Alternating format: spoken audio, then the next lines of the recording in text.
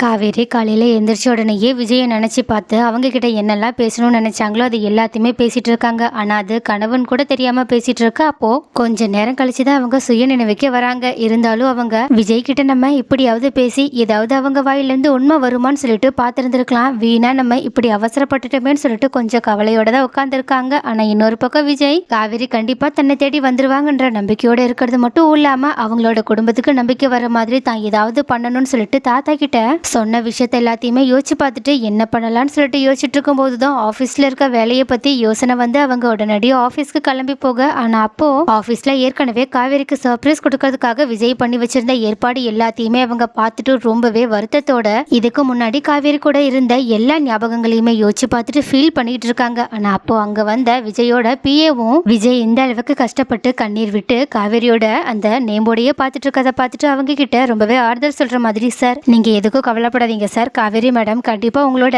Love புரிஞ்சுக்கிட்டு மறுபடியுமே உங்க கூடயே வந்து சேர்ந்து வாழ வந்துருவாங்கன்னு சொல்ல. ஆனா விஜயோ அப்பனா உங்களுக்கும் இந்த விஷயம் தெரிஞ்சிருக்குல்ல, நீங்களுமே எல்லாரும் மாதிரியுமே என்னையும் காவேரியையும் ரொம்பவே கேவலமா யோசிச்சிருப்பீங்களன்னு கேட்க. ஆனா பிஏவோ, சார் உங்களை பத்தி தப்பா பேசுறவங்க யாருக்குமே நீங்க ரெண்டு பேரும் எந்த மாதிரியான ஒரு வாழ்க்கையை வாழ்ந்தீங்கன்ற விஷயம் தெரிய வந்திருக்கவே சான்ஸே கிடையாது. அதனாலதான் அவங்க அப்படியெல்லாம் பேசிட்டு இருக்காங்க. ஆனா எங்களுக்கு தெரியும் சார், நீங்க எந்த அளவுக்கு மேடம் லவ் பண்றீங்க. ஏன் அந்த லவ்வால தானே நீங்க இப்போ உங்களோட கம்பெனியோட ஷேர்ல பாதி ஷேரை மேடம் மேலேயே எழுதி வச்சிருக்கீங்க. ஏன் எல்லாத்துக்கும் மேல அவங்களுக்கு சர்ப்ரைஸ் கொடுக்கறதுக்காக எவ்வளவு ட்ரை பண்ணிட்டு இருக்கீங்க. இதுல இருந்தே புரிய வரல சார், எங்களுக்கே நல்லா தெரியுது நீங்க மேடம் மேல அவ்வளோ காதல் வச்சிருக்கீங்க. ஸோ அந்த உண்மையான காதலுக்கு பரிசா கண்டிப்பா உங்களோட பிரச்சனை எல்லாமே சீக்கிரமா தீர்ந்து மேடம் கண்டிப்பா உங்க கூட வந்து சேர்ந்து வாழுவாங்க சார். அதுக்காக நாங்களுமே அந்த கடவுளை வேண்டிக்கிறோன்னு விஜயோட காதலை மற்றவங்க புரிஞ்சுக்கிட்டாங்களோ இல்லையோ அவங்களோட ஆஃபீஸில் இருக்கவங்க எல்லாருமே புரிஞ்சுக்கிறாங்க. அதாவது விஜய் காவிரி மேலே எவ்வளோ அன்பு வச்சிருக்காங்கன்றத அவங்க கூட இருந்து பார்த்தவங்க எல்லாருமே தெரிஞ்சிட்டு இருந்திருக்காங்க. ஆனால் என்ன காவேரியோட குடும்பத்தில் இருக்கவங்க தான் விஜயை கொஞ்சம் கூட புரிஞ்சுக்காம இந்த மாதிரி அவங்கள கஷ்டப்படுத்திட்டு இருக்காங்க. பட்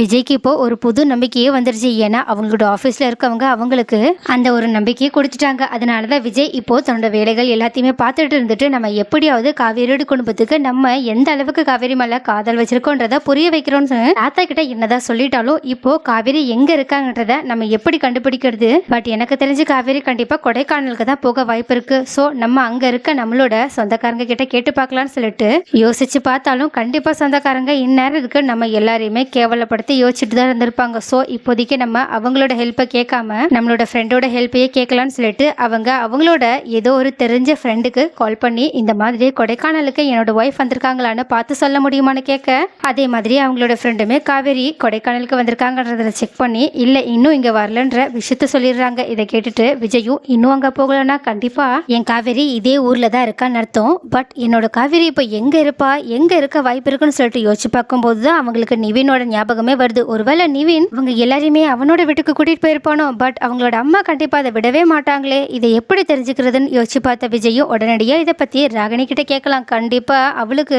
இந்த விஷயம் எல்லாமே தெரிஞ்சிருக்கும். பட் நம்ம டைரெக்டாக கேட்டால் அவள் சொல்ல போகிறதில்ல. ஸோ அவகிட்ட எப்படி கேட்கணுமோ நம்ம அப்படி கேட்டுக்கலாம்னு சொல்லிட்டு ராகினிக்கு கால் பண்ணி, ராகினி நீ சொன்னது கரெக்டு தான், காவேரி என்ன நிஜமாவே ஏமாத்திக்கிட்டு தான் போயிட்டா அப்படின்னு சொல்லிட்டு ஃபர்ஸ்ட் காவேரியை பற்றி கொஞ்சம் விஜய் தப்பா புரிஞ்சுக்கிட்டு கோவத்தில் பேசுகிற மாதிரி பேச ஆரம்பிக்க. அப்போ இது எல்லாத்தையுமே அந்த பக்கம் கேட்டுட்டு இருந்த ராகினியும் விஜய் சொன்னது எல்லாத்தையுமே நம்பினது மட்டும் இல்லாமல் நல்ல வேலை இந்த காவேரி மறுபடியுமே விஜய் மூலியமா வீட்டுக்குள்ளே வந்துருவான்னு சொல்லிட்டு பயந்துகிட்டு இருந்தேன். ஏன்னா தாத்தா கிட்ட வேற அந்த மாதிரி தான் சொல்லிட்டு இருந்தான். பட் இப்போ அவனுக்கு காவேரி மேலே சுத்தமாக நம்பிக்கையும் போயிடுச்சு, பாசமும் போயிடுச்சுன்னு நினைக்கிறேன். அதனால தான் நான் சொன்னதை எல்லாத்தையுமே யோசிச்சு பார்த்துட்டு நான் சொன்னது தான் கரெக்டுன்னு சொல்லிட்டு எங்கிட்டயே வந்து பேசிட்டு இருக்கான்னு சொல்லிட்டு விஜய் நினைச்ச மாதிரி அவங்க விஜயை முழுசா நம்ப ஆரம்பிச்சது மட்டும் இல்லாம மறுபடியுமே அவங்க விஜய் கிட்ட காவேரியை பத்தி தப்பா பேசிட்டு இருக்க. விஜயும் சரியான நேரம் பார்த்து ராகினி கிட்ட நல்ல வேலை அவங்க எல்லாருமே சேர்ந்து கொடைக்கானலுக்கு போயிட்டாங்க. இதே ஊர்ல இருந்தாங்க. இன்னுமே நான் இருக்கிற கோபத்துல அவங்கள என்ன பண்ணுவேன்னு எனக்கே தெரியாது. எனக்கு துரோகம் பண்ண அவளை நான் இவ்வளோ நாளா சும்மா விட்டதே ரொம்ப பெரிய தப்பா போயிடுச்சுன்னு சொல்ல ஆரம்பிக்க. உடனே ராகினியும் அப்பனா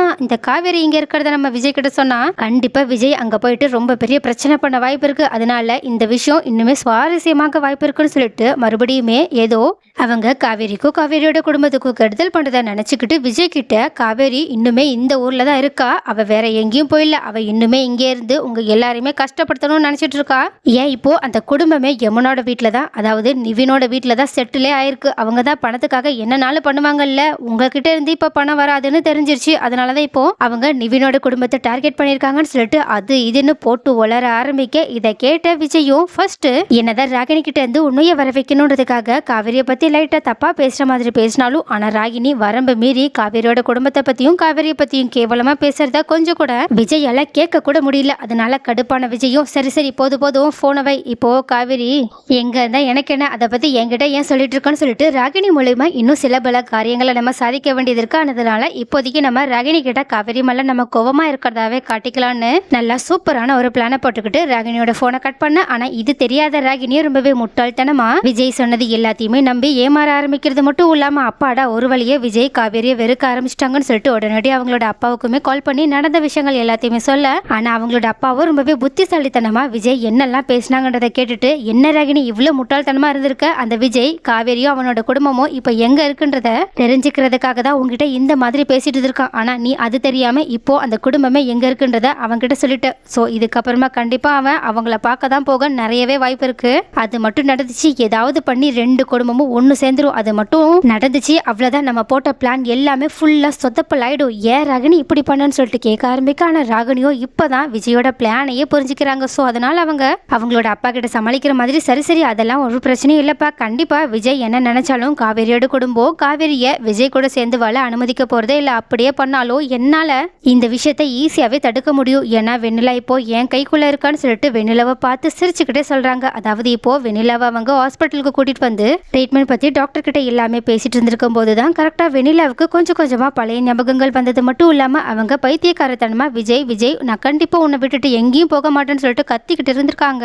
சோ இந்த விஷயத்தை பத்தி டாக்டர் கிட்ட பேசும்போதுதான் வெண்ணிலா ஒருவேளை எல்லா ஞாபகமும் திரும்பி வந்ததுக்கு அப்புறமா விஜய அவ்வளவு சுலபமா யாருக்கும் விட்டு கொடுக்க மாட்டாங்கன்னு தான் தோணுது. ஏன்னா அந்த அளவுக்கு அவங்க விஜய் மேல பொசசிவா இருக்காங்க. சோ இது விஜய்க்கு கொஞ்சம் ஆரம்ப காலகட்டத்துல ப்ராப்ளமா இருக்க வாய்ப்பு இருக்கு. பட் அவங்க நாள் போக போக கொஞ்சம் கொஞ்சமா என்ன நடக்கிற சூழ்நிலைன்றதை தெரிஞ்சுக்கிட்டு விஜயோட வாழ்க்கையில இருந்து விலகவும் வாய்ப்பு இருக்கு. அப்படி இல்லைன்னா கொஞ்சம் அதிகமான பிரச்சனையும் வர வாய்ப்பு இருக்குன்னு சொல்லிட்டு டாக்டர் சொன்ன விஷயங்கள் எல்லாத்தையுமே அவங்களோட அப்பா கிட்ட சொன்னது மட்டும் இல்லாம இந்த வெண்ணிலாவை விஜய்க்கு எந்த அளவுக்கு பிடிக்கும்னு எனக்கு நல்லாவே தெரியும். அதனால முடிஞ்ச அளவுக்கு விஜய் வெண்ணிலாவை ஹர்ட் பண்ணக்கூடாதுன்னு தான் நினைப்பான். ஆனா வெண்ணிலாவை வச்சு என்னால ஈஸியாவே காவேரியை ஹர்ட் பண்ண முடியும். ஸோ அதனாலதான் என்கிட்ட இந்த ட்ரம் கார்டு இருக்கும்போது நான் எதுக்காக கவலை பண்ணும், இந்த வெண்ணிலாவை வச்சே நான் கடைசி வரைக்கும் விஜயையும் காவேரியையும் சேர விடாம ஈஸியாவே பண்ணிடுவேன். ஏன் இப்ப கூட என் முன்னாடி உட்காந்துட்டு இருக்க வெண்ணிலா நான் உங்ககிட்ட இது எல்லாத்தையுமே பேசிட்டு இருக்கேன்றது தெரிஞ்சதுக்கு அப்புறம் அவ என் கையவே பிடிச்சிட்டு தான் உட்காந்துருக்கா. ஏன்னா நான் அவகிட்ட நீ எதுக்கும் கவலைப்படாத, உன் விஜய உன்கிட்ட சேர்த்து வைக்க வேண்டிய முழு பொறுப்பு என்னோடதுன்னு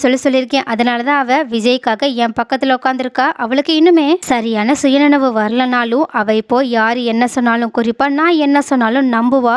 அதை வச்சே நம்ம விஜயையும் வெண்ணிலாவையும் ஈஸியா கோர்த்து விட்டுடலாம். எல்லாத்துக்கும் மேல அந்த காவேரியையும் காவேரியோட குடும்பத்தையும் நம்ம நினைச்ச மாதிரி பழி வாங்கிடலாம்னு சொல்ல இதை கேட்டு அவங்களோட அப்பாவும் பரவாயில்ல என் பொண்ணு எங்க முட்டாள்தனமா நடந்துகிட்டாலோன்னு சொல்லிட்டு கவலைப்பட்டுட்டு இருந்தா. பட் நீ என் பொண்ணுன்றதை நிரூபிச்சுட்ட, அதனாலதான் நீ இந்த மாதிரி ஒரு ஐடியாவை யோசிச்சிருக்கன்னு சொல்லிட்டு அவங்கள பாராட்டி பேசினது மட்டும் இல்லாம அடுத்து என்ன பண்ண போறேன்னு சொல்லிட்டு கேட்க. ஆனா ராகினியோ அது ஒரு சர்ப்ரைஸ், நான் அடுத்து வெண்ணிலா வச்சு ஒரு சூப்பரான பிளான போட்டிருக்கேன், அது கூடிய சீக்கிரம் நடக்க போகுது, அதை பாக்குறதுக்கு நீங்களும் வர போறீங்கன்னு சொல்லிட்டு செம்ம ஹாப்பியோட ஒரு கேவலமான பிளானை யோசிச்சு பார்த்துட்டு போனை கட் பண்ணிடுறாங்க. ஆனா இந்த பக்கம் இது எதுவுமே தெரியாத வெண்ணிலாவோ விஜய்க்காக தான் என்னனாலும் பண்ணுவன்ற மனநிலைமையில இருக்கிறது மட்டும் இல்லாம தான் விஜய காரணமானவங்க கூடயே கை கோர்த்து உட்கார்ந்துருக்கோன்ற விஷயம் தெரியாததுனால அப்பாவித்தனமா உட்கார்ந்துருக்காங்க. நீங்க என்ன நினைக்கிறீங்க? வெண்ணிலா மூலயமா விஜயும் காவேரியையும் ராகினி கண்டிப்பா பிரிக்க நினைப்பாங்கன்றது உண்மையா இருந்தாலும் விஜய் காவேரி மேல எவ்வளவு அன்பு வச்சிருக்காங்க, எவ்வளவு காதல் வச்சிருக்காங்கன்றது நம்ம எல்லாருக்குமே தெரியும். சோ கண்டிப்பா இந்த பிரச்சனைகள் எல்லாத்தையுமே தீர்த்து விஜய் காவேரி கூட தான் சேர போறாங்க. ஆனா வெண்ணிலாவோட நிலைமை இதுக்கப்புறமா ராகினியால என்ன ஆக போகுது? ஒருவேளை வெண்ணிலா தான் இங்க இருக்கிறதுலயே மிகப்பெரிய வில்லியா வர போறாங்களா என்ன? வெண்ணிலாவால தான் இந்த கதை காலத்துல புதிய புதிய மாற்றங்கள்லாம்